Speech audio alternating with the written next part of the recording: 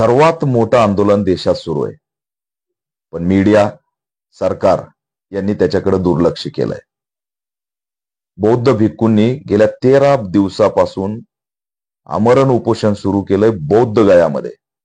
मागणी आहे की आमचं महाविहार, महाबोधी विहार हे हिंदूंच्या तावडीतून सुटका करून बौद्धांच्या ताब्यात द्या. प्रकरण काय आहे हे महाराष्ट्रातल्या सोशल मीडियाच्या माध्यमातून आंबेडकरी अनुयायांना आज आम्ही या ठिकाणी जाहीर केलं. आमची पोस्ट पाडल्यानंतर या मुद्द्याकडे राज्याचं लक्ष या ठिकाणी लागलेलं आहे आणि म्हणून हा मुद्दा खूप गंभीर आहे. आम्हाला कशा पद्धतीने डावललं जातं, आम्हाला असणाऱ्या आमच्या अस्मितेच्या प्रतीकाला कशा पद्धतीने कैद केलं जातं, हे सर्वात मोठं आंदोलन आज या देशात सुरू आहे. अनेक भिक्खू, जागतिक स्तरावरील भिक्खू, देश पातळीवरील भिक्खू अक्षरशः आमरण उपोषण करतायत. कधीही कोणत्याही भिक्खूला जीविताला काही होऊ शकतं अशी स्थिती निर्माण झालेली आहे, पण त्यांच्या उपोषणाला कोणीही भेट देत नाही. शेतकऱ्यांच्या उपोषणाला कोणी भेट दिली नाही आणि आता बौद्ध भिक्खूंच्या उपोषणाला सुद्धा कोणी भेट देत नाही. हे उपोषण सुरूच आहे हेच देशातल्या अनेक बौद्धांना माहीत नाही. या ठिकाणी बौद्ध गयातील बुद्ध विहार हे बौद्धांचं विहार आहे, बौद्धांचं प्रमुख केंद्र आहे, देशातलं जगातलं सर्वात मोठं बौद्धांचं केंद्र आहे.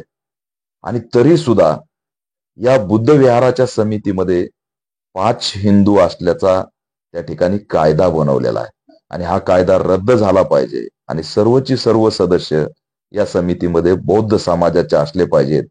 ही मागणी नेहरूंपासून सुरू आहे. नेहरूंनी त्यानंतर त्या ठिकाणी जो कायदा बनवला त्याच्यात 5 हिंदूंना त्याच्यामध्ये ऍड केलं आणि त्याच्यानंतर हा सगळा, त्याच्या आधीपासून आणि नंतर हा लढा सुरूच आहे. या देशात अनेक धार्मिक स्थळ आहेत, राम मंदिर पासून, तिरुपती पासून, पंढरपूर पासून, त्यानंतर दर्गे असतील, मस्जिद असतील, अनेक धार्मिक स्थळ आहेत, पर्यटन स्थळ आहेत. पण ज्या धर्माचा मंदिर आहे त्याच धर्माचे असणारे सदस्य त्या समितीमध्ये आहेत असा एकंदरीत या देशामधला पॉइंट आहे. सगळे धार्मिक स्थळ सोडून द्या, तिथं तशा पद्धतीने सिस्टम आहे. मग बौद्ध विहार जे बौद्ध गयाचं आहे तिथंच त्याच समितीत 5 हिंदू का, हा प्रश्न बौद्ध आंदोलक विचारतायत. आणि त्या 5 हिंदूंमुळे, ब्राह्मणवादी विचारांमुळे त्या ठिकाणी गौतम बुद्धांच्या विचाराची पडताळणा होते. अनेक त्या ठिकाणी भयंकर अशा प्रथा रुजवल्या जात आहेत.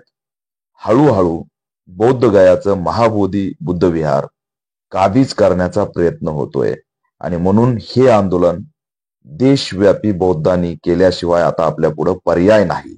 हे आपलं एकमेव धार्मिक स्थळ आहे, ऐतिहासिक स्थळ आहे आणि ते स्थळ वाचवण्यासाठी देशातील सर्व बौद्धांनी एकवटलं पाहिजे आणि जन उठावाच्या माध्यमातून यात जे घुसखोरी करून काही समितीमध्ये लोक बसलेत त्यांना बाहेर काढलं पाहिजे.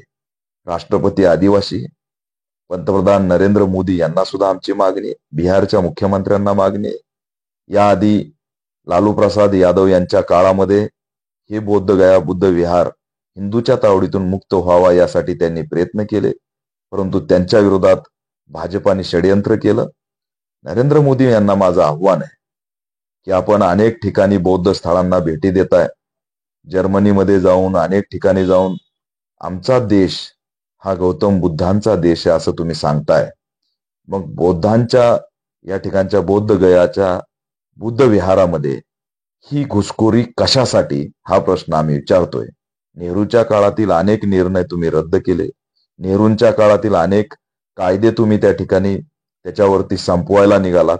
मग हाच असणारा कायदा का ठेवलाय की समितीमध्ये 5 हिंदू पाहिजेत, हा प्रश्न सुद्धा मी या माध्यमातून विचारतोय.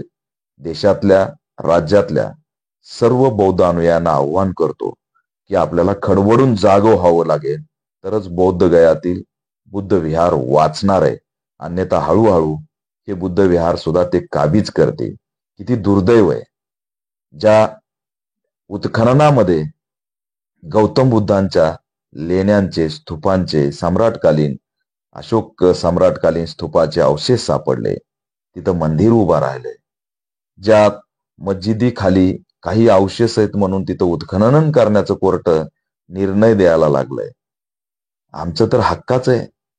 त्याला तुम्ही काबीज का केलंय हा प्रश्न या माध्यमातून आपण विचारला पाहिजे. बौद्ध भिक्खू उपोषणाला बसलेत. देशाच्या पंतप्रधानांना आम्ही आव्हान करतोय. महाराष्ट्राच्या मुख्यमंत्र्यांनी सुद्धा, महाराष्ट्रात मोठ्या प्रमाणात बौद्ध राहतात, बिहारच्या मुख्यमंत्र्यांनी देशातल्या सर्व बौद्धांच्या वतीने या ठिकाणी भूमिका घ्यावी. अन्यथा देशव्यापी आंदोलन उभा राहिल्याशिवाय राहणार नाही. समाज बांधवांना मी आवाहन करतोय, तात्काळ बुद्ध विहारामध्ये एकत्र या. या आंदोलनाला पाठिंबा द्या, चर्चा करा, जागरूकता निर्माण करा. बौद्ध गया महाबोधी विहार कसं धोक्यात आहे हे समजून सांगा.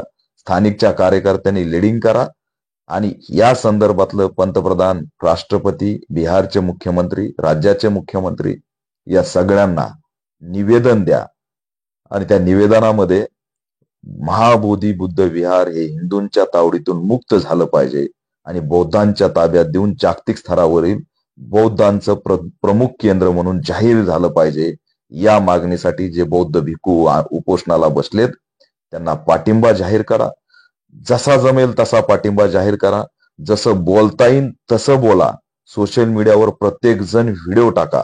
इन्स्टा असेल, फेसबुक असेल, सोशल मीडिया असेल, या सगळ्यावरती हॅशटॅग शेव बौद्ध गया बुद्ध विहार असेल, त्या ठिकाणी महाबौद्ध विहार बचाव म्हणून आंदोलन असेल, हे उभा करा. सोशल मीडियाशिवाय आता आपल्याला पर्याय नाही.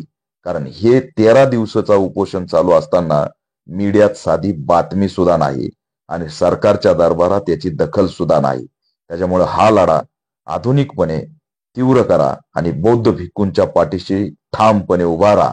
आज महाराष्ट्रात पहिली पोस्ट ऑल इंडिया पॅन्थर सेनेने या संदर्भात टाकून एक जागरूकता निर्माण केली आणि त्याच्यानंतर आंदोलनाच्या पाठिंब्याच्या पोस्ट पडायला लागल्यात.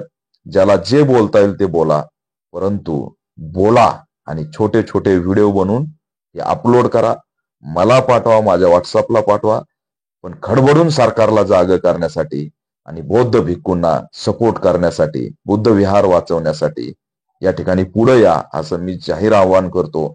आणि केंद्र सरकारला इशारा देतोय की जर का बौद्ध गयातील उपोषण करणाऱ्या भिक्खूंच्या केसाला जरी धक्का लागला तर नरेंद्र मोदी, तुम्ही पंतप्रधान आहेत, बौद्धांनी जर एकवटून आवाज आणि एल्गार पुकारला तर या ठिकाणी खैर नाही, मोठा उद्रेक आणि परिणाम झाल्याशिवाय राहणार नाही, असा इशारा सुद्धा देतोय.